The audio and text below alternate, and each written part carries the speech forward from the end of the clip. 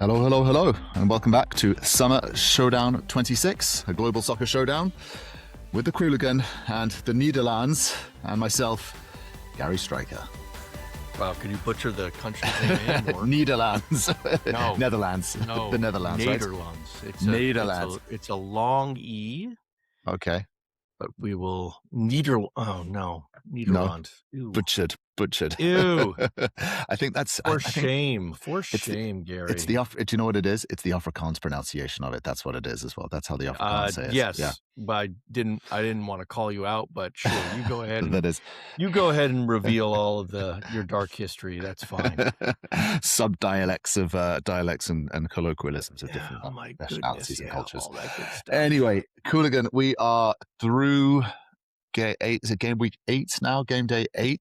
We are. It's rolling on thick and fast. The games are going, and yesterday was full of entertainment. 8 was yesterday. Today is 9. Today is game day 9. Just a couple of things that stood out for me just on the high level, and then maybe we can drill into some of them. First of all, Miggy Almiron got the first red card for saying that. He talked like this, and that was red card. And I wonder what he said. Something maybe along the lines of like shawarma is better than kebab or something like that. Who knows? But he did get sent on. Here's the funny thing about that law. The law is put. The law was put there precisely because you can't tell what they're saying. Mm-hmm. That's the problem.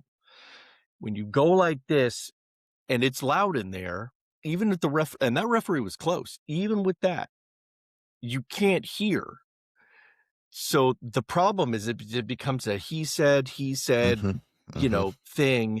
This is simpler. No. You do this, you're out. You're off. Done. Yeah. Simple, yeah. And it's not as if they didn't tell the players. Mm-hmm. I mean, I don't know what happens inside these camps, but I guarantee you that all the players, at least at some point, get called into a room and they go, these are the things that you cannot do, right? New rules. Yeah. Get off the field fast. Yeah. And don't put your hand over your mouth when talking to somebody else on the other team. Just don't do it. Well, Miggy didn't listen. Miggy didn't listen. So Miggy's, And look, you're exactly right. They absolutely must have workshops. And my understanding as well is every training camp or every country actually gets a dedicated FIFA referee as a sort of like basically sent to the camp, and they talk them through the rule changes and here's what, and they can ask questions and they can do all this. There's no excuse. And they're probably and they're doing it in native language. It's not as if they're right or with a good translator. So it's not as if they don't have an excuse. Yeah. You can't sit there and go, what? I don't understand. You don't get that. Yeah. It's like if someone's lying on the ground and you kick them and you go, I didn't know that wasn't allowed. I mean, you can't say that. It's just not. It's anyway. Not there. Yeah. Can I ask, now that we've had like 8 days and sort of multiple games to really sort of stress test these new sort of rules that have been implemented by FIFA, I mean, just to sort of look at that, I have to say, I don't think there's any negatives yet I can't make any sort of like criticisms or sort of, hey, maybe they got that wrong. It feels like so far, everything that the sort of the new rules that have come in terms of sort of like making the game flow a little bit faster. VAR is making a lot quicker decisions, which is really good because there's always that air gap that I found a bit frustrating. I found that the referees have been letting the game flow a little bit as well. And I absolutely love that injured players can't lie down forever. I really do like that role. All of a sudden it changes the dynamic of it of like, get up because you're going to get sent off for a minute or sort of put out for a minute. And all of a sudden it flows. And, I know we've discussed this, but it feels like every single World Cup, there's just a few tweaks to the rules and the adjustments and things like that. And the game changes just a little bit, but it seems for me, from what I'm seeing, it's changed the game for the better. And it's been absolutely entertaining so far. And it definitely made the game flow faster and been a lot better, from my opinion. I don't know your thoughts. I think all the changes that they've implemented have been good. I still do not like the hydration break. But that's different. That is not a FIFA law. I want to be clear, right? That's a safety rule, which is that more on a safety element? Is that why they did it? That was their excuse. Well, okay, sure. That was their excuse. That was their reasoning behind it. No, the reason they're doing it is for money. It's for, look, but I think, again, as we've said before, like two things can be right both true at the same time as well. And so there's a prioritization, right? Do they look at it and say, do we make money and we can use it as a safety feature as well? Chick, chick, ding, ding. Okay, it's probably a reason to do it. Look, you know how it is when you're refereeing and you have water breaks with the kids in 100 degrees. Kids, stop, go and drink some water and then come back, right? Right, because here's the thing. That was always in effect. So them claiming it's a safety rule, that's why it's the cover that's they why have, their right? reasoning is completely disingenuous and mendacious. It was already there. The rule was very clear. If the temperature is above X, you have a hydration break. It was there already. To now mandate it for all games, including ones inside that the only reason they did that air conditioned in Pacific Northwest, they did it for the money. Let us be clear. There's the money as well. They also did it. No. That is mandated for this tournament for the money. Let's not. I don't want to give FIFA an out on this because that's why they did it. But they also did it for continuity across all games. And and in that sense, fair. I'm going, okay, fine. Like if you're gonna, because I actually tracked this in the Club World Cup, something like 65% of the games were impacted by a higher temperature, hydration break. Okay, got it. Yeah. And so they didn't do it in all of the games in the Club World Cup. It was just the ones interesting. Okay, I didn't know that. Okay, see, that's why this is new. Yeah. So that is the only thing that they can say is, well, it makes for a consistent experience for everyone. Fine. And there is some truth to that because now everybody knows that it's there and everybody can plan for it. When you don't know whether it's going to be there on a day-to-day basis, it can adjust your selling. That's fine. But let's be blunt. They did it for the money. Yeah, I'm not going to push back on that one as well. I did it for the money. But again, it's, as I say, it's the quarterization of the games, and there is without doubt, change in plays and flows and domination of the periods before and after 100%. Hydration breaks as well. It is, and it changes it, and it just has to come into all of the managers and the coachings thinking about, guys, actually we've got to look at this at quarters, quarter 1, 2, 3, 4, do this, do that, and it's I'm sure somebody at the Athletic or one of these like nice little soccer think tanks is doing a bunch is doing exactly that, is studying momentum, studying analysis, studying this and the impact, and I'm sure we'll see something along that. I would love to do that, gentle listener. However, I don't have the time. Well, maybe we can.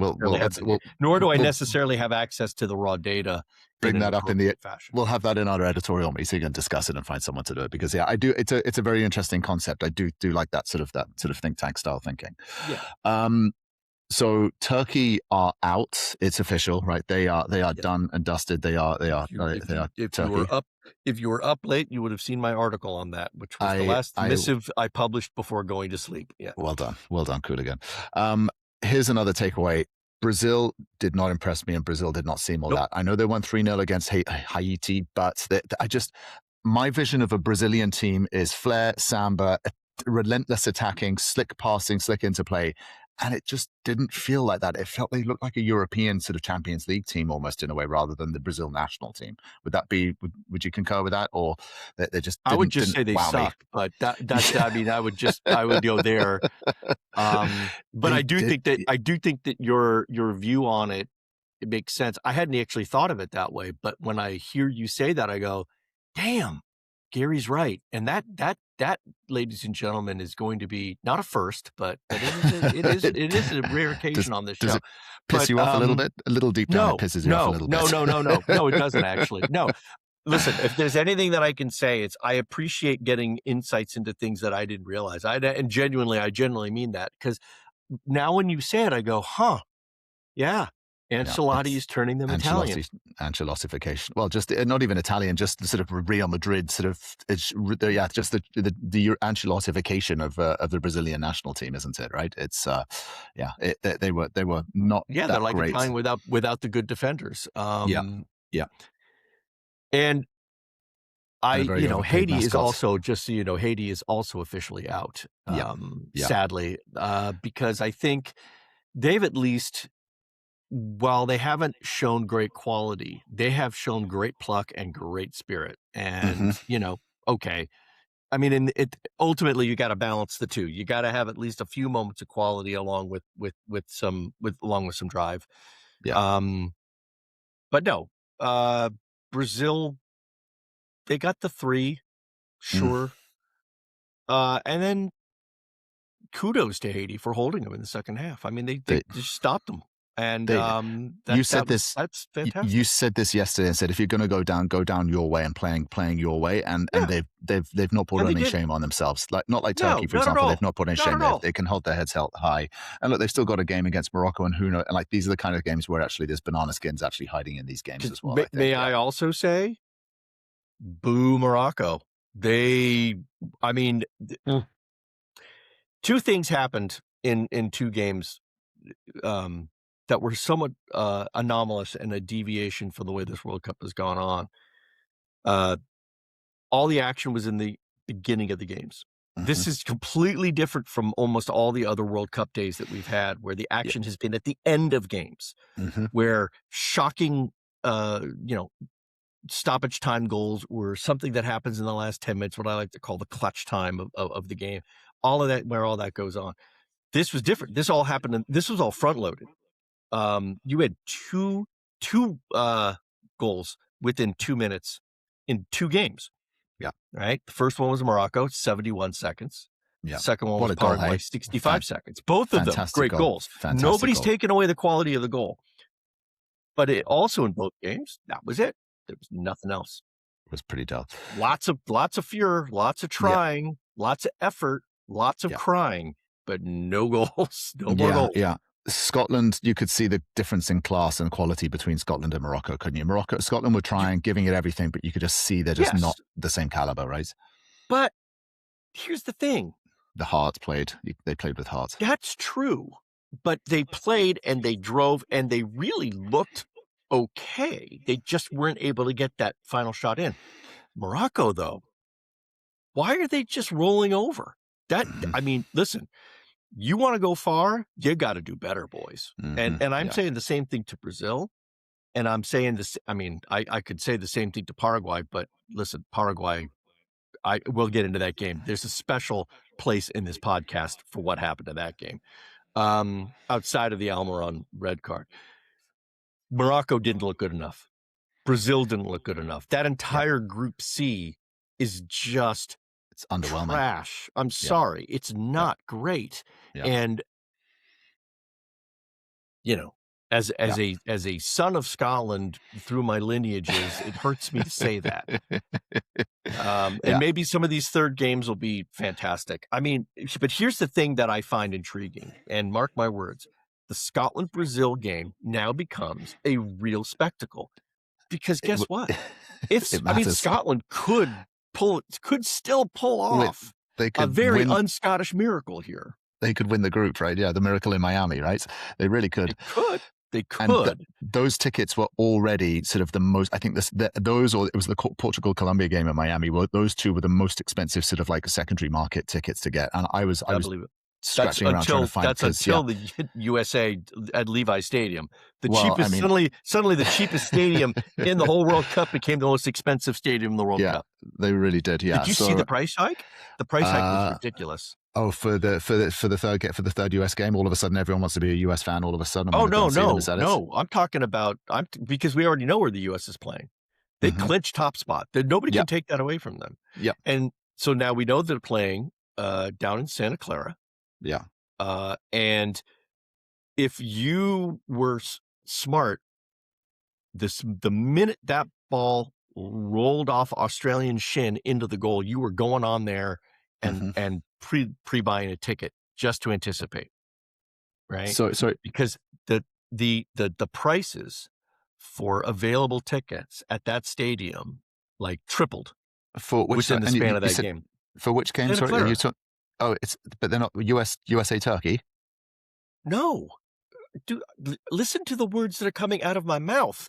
Yes. The round of 32 game by the United States is being played in Santa Clara. Got it. Okay, got you. Nobody cares about the USA Turkey game. Sorry, That I game was doesn't matter. confused that one. Okay. Oh, you're right. Look at that, 60% price hike, $3,100. Yeah. Wow. Suddenly, yeah. There is somebody paying attention on this podcast, ladies and gentlemen. Just so you know. I'm not even into the knockout phase yet. I'm still looking through all sort of the remainder of the groups as well. Haven't even got them. And to be fair, I get a lot of this because everywhere on the Bay Area was buzzing about this yesterday, right? So I mean, it was all the people were talking about, right? The US is coming to town. Yeah. And that's actually great because honestly, Levi's hasn't had a lot of great games. This is a great game. Whoever they play will be a great game. But so that was huge. But I completely forgot where we were going before I derailed that. My apologies. So, Gary, take us back home. Guide me back to the greatest of proliferation. There was something you wanted to say about the Paraguay Turkey game, which you said. There's a lot that I have to say about the Paraguay Turkey game because Paraguay's goal was fantastic, right? And the guy who scored it, who plays for Atlanta United. Right. So he's an Atlanta United player. Wasn't, of course, Miguel Almiron. His name was Matias Galarza. Fantastic goal. But Paraguay were utter hell to play against. And it was without a doubt one of the most cynical games that I'd seen. Where you just saw a team that was like, "Ooh, we got our goal. Now let's just dive." Right? Cry, moan, do whatever we have to do. Employ every dark art that we had, including some from deep in the Paraguayan jungle that nobody's ever heard of. And they just did that. And Turkey fell into that trap. Yeah. And they got frustrated. Now, Paraguay defended well. I'm not going to heap a bunch of disdain on them because they really did defend well. They had lots of blocks. They blocked 5 shots. They saved 5 goals, right? They did what they had to do to win. That's what teams do. But Turkey, shocking disappointment. Yeah, the attacking momentum chart is it's all Turkey. It's all Turkey except for a few loose. Except for one big little tranche for And the funny thing is, so Paraguay goes down a man in the second, right towards the end of the first half. End of the first half, yeah.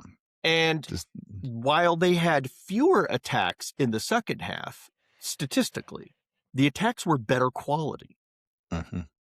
That's not the way it's supposed to be. And Turkey, despite everything, they didn't look like they wanted it. They were playing slow. Maybe we were being deliberate. We were trying to be intentional. Okay, I buy it. But I don't buy it. I mean, there were times where I'm watching this game.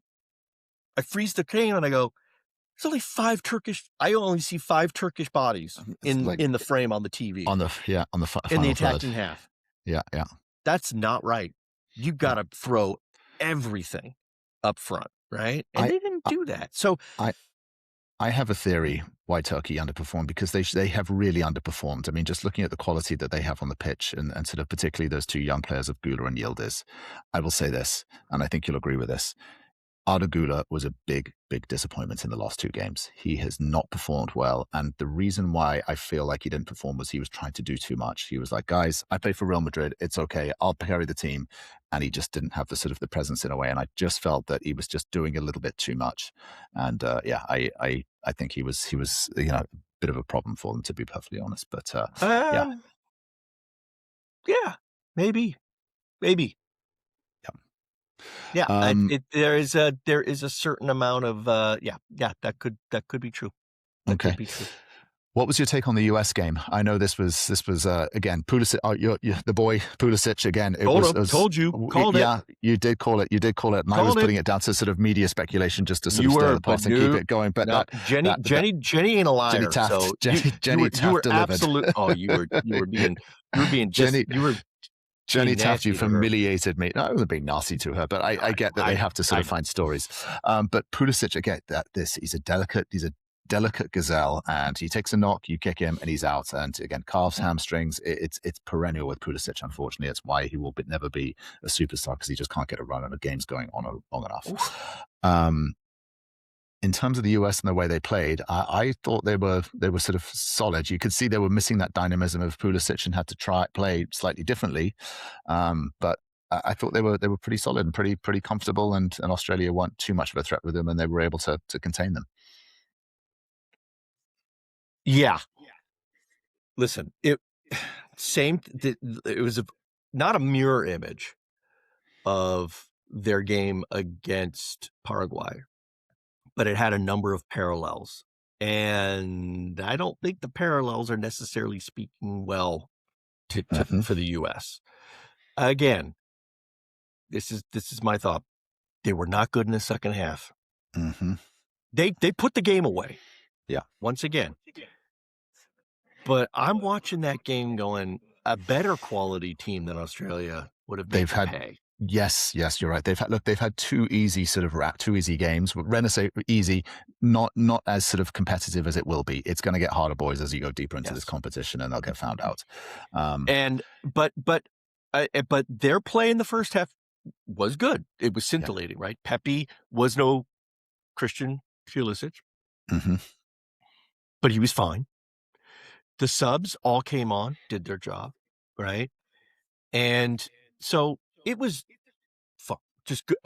it was a good, solid effort, a clutch win, a key win. The crowd was fantastic.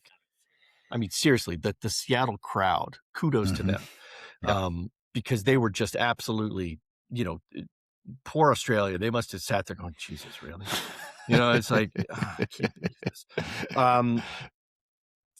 But I don't want to say it's going to be a waltz in the park. The U.S. has some housekeeping they've got to do. They got to really study, why do they keep dropping down in this, in the second half? The only difference was this time Australia didn't have somebody who could finish clinically. They tried, but they just couldn't get it in. It wasn't their day, sadly.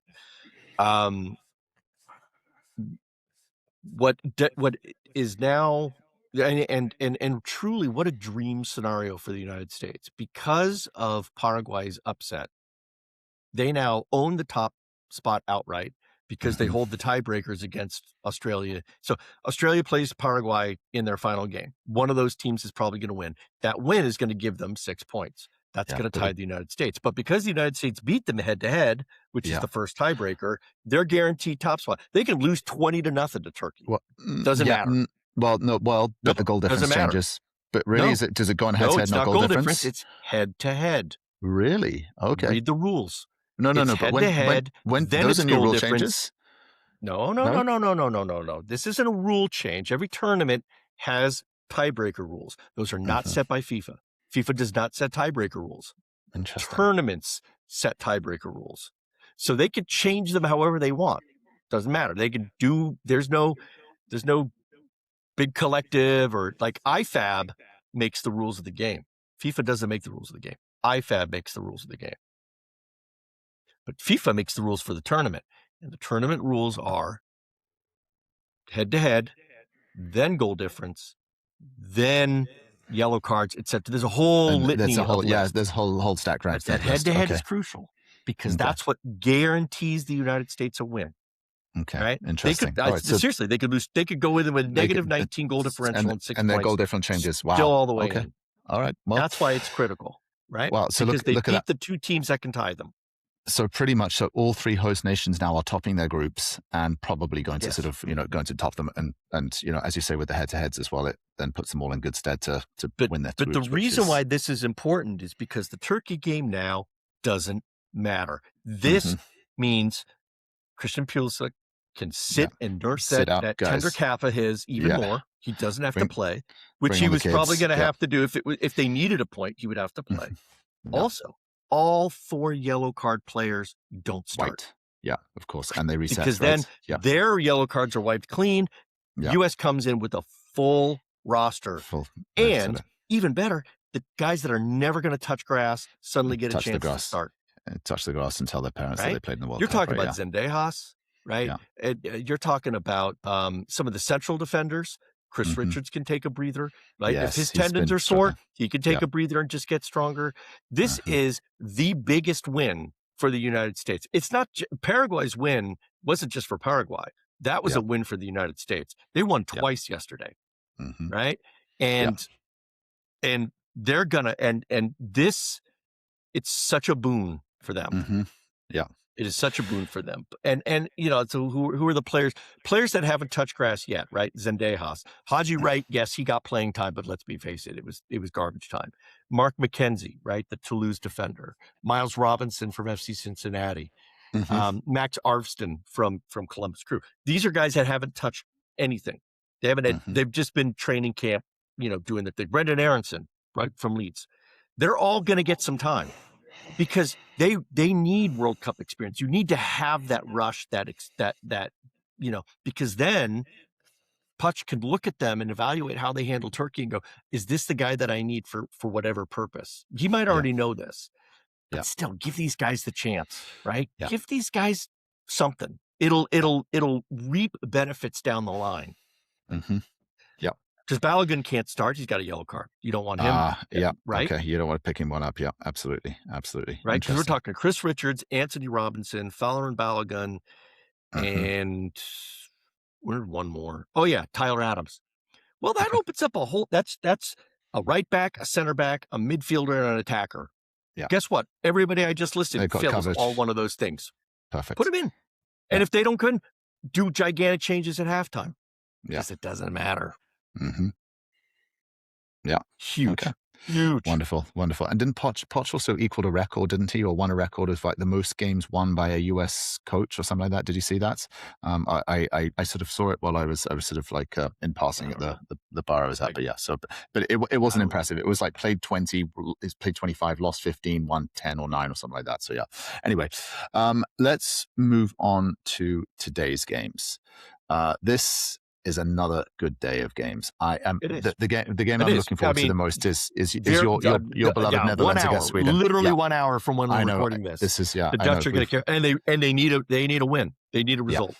So they need to win bad, right? Group F. I mean, Sweden with their win as well. Sweden win this as well. Again, Sweden top the group, and again they only qualified through. If there is a possibility that Sweden qualify top. And they got through by the skin of their teeth. I called this early. This is a group of death. There are 3, and this is one of the 3 with the hardest groups. And the Dutch have a particular path that is more. They played their 2 toughest opponents first, and then they finished with Tunisia. Sweden, in a way, may have gotten a boon because they started with Tunisia, and I think Tunisia under Hervé Renard, because this is the big X factor, right? They fire their manager, they go and get this Hervé Renard guy, who has a pretty solid track record with playing, managing teams in World Cups and various big tournaments.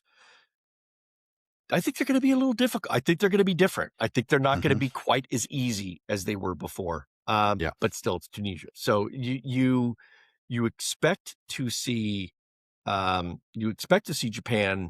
win.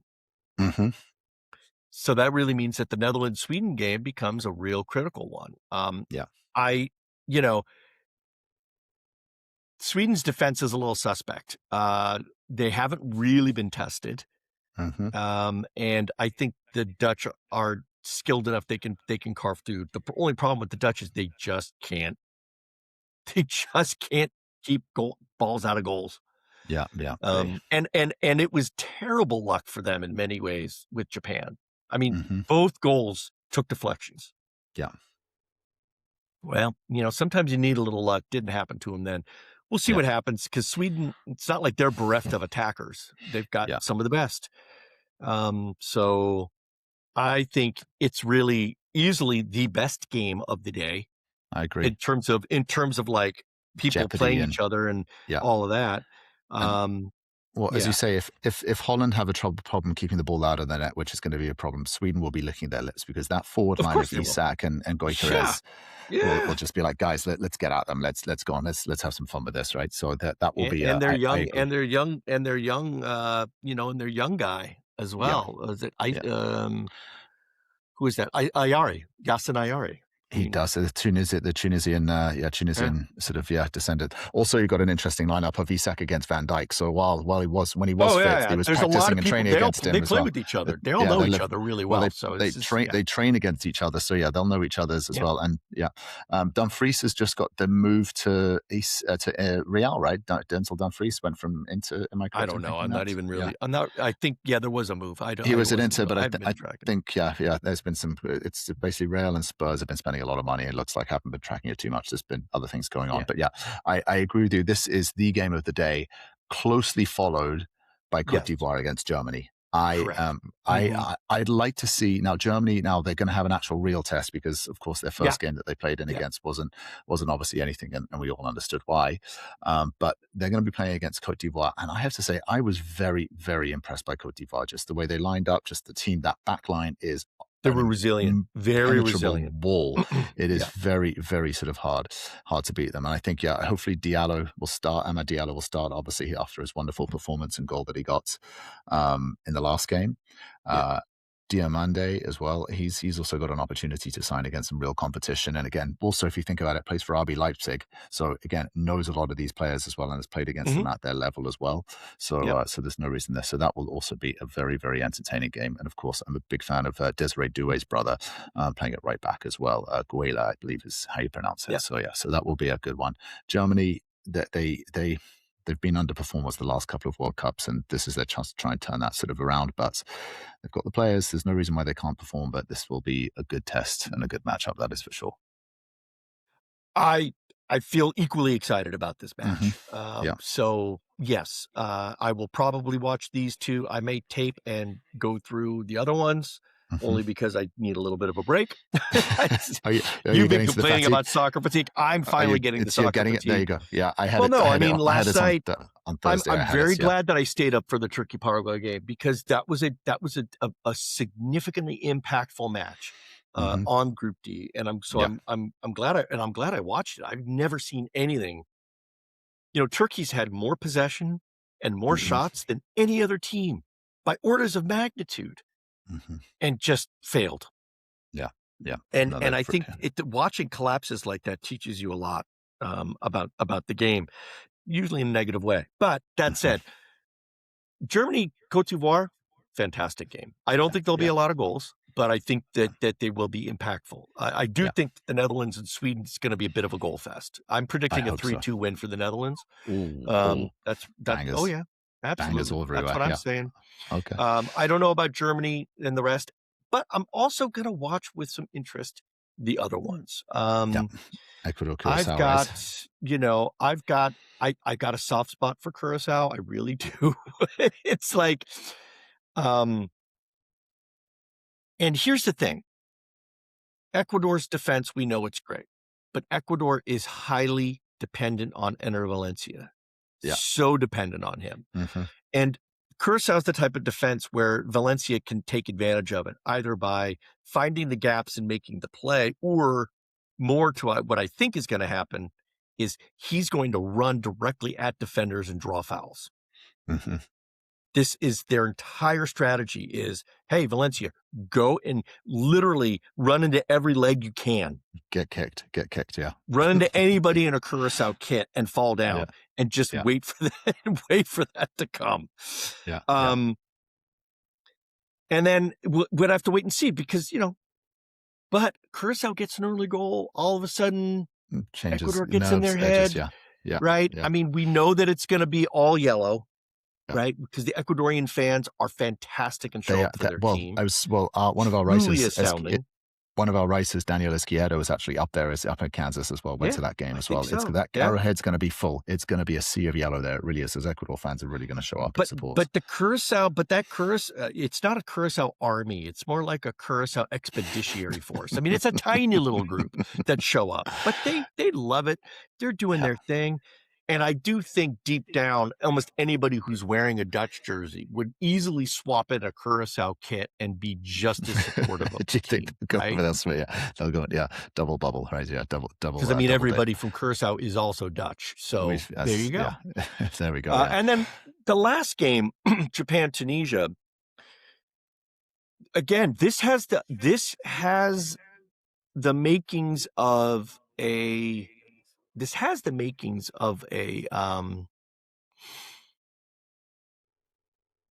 Türkiye Paraguay game, right? Where there could be a shock upset. You think what, Tunisia could? Yeah, they could. I don't think they will. I think Japan's far too good. Too organized, too good. Too organized, too disciplined. Yeah. And I think that, but, it's just as big for them as it is for the Netherlands, right? So I think you're going to see Japan come through. Tunisia will go home, I think, because if they get 2 losses by even, they won't be able to come. They won't be able to come back. Mm-hmm. But then it really does make for the final day in this group actually massive to be truly outstanding, where you've got Japan facing Sweden, right? Sweden will be desperate, and then you've got the Netherlands facing Tunisia. And face it, the Dutch will still be desperate. Even if they beat Sweden, they could at least relax and go, all right, we got our 4 points. Whew, yeah, they'll qualify, right. But where they qualify, but where is the next question, right? So then they want to start looking at the bracketology and thinking about how they want to strategize all this, right? Yeah, that's where everything comes in. I was looking at beginning to look at the bracketology. It's still too early to even kind of look at it, right? I'm just like, the US are potentially going to be playing.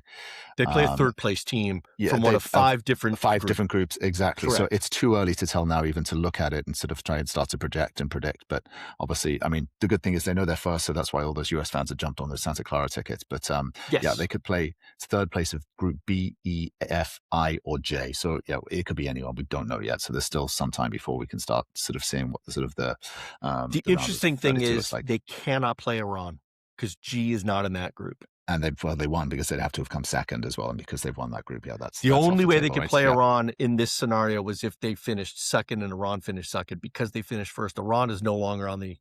You will not have your dream matchup of the U.S. versus Iran on the 4th of July, Gary. Sorry. Yeah. No, England versus Iran on the 4th of July. I think that was the one in Philadelphia, or Iran US on the 3rd. But anyway, we'll see what shakes up and it comes out. Well, Qooligan, this is another day of absolute bangers. Yeah, I agree. We've got 50 minutes until that Netherlands game. I have to run and go and pick up some kids as well, so I need to. I think we'll call it time there as well. Well, you go and do that. I'm going to go and relax a little bit. We got a couple of stories in the can, a couple of nice previews for the next day, for tomorrow's games, all coming out on hooligan-soccer.com. Please go. Please read.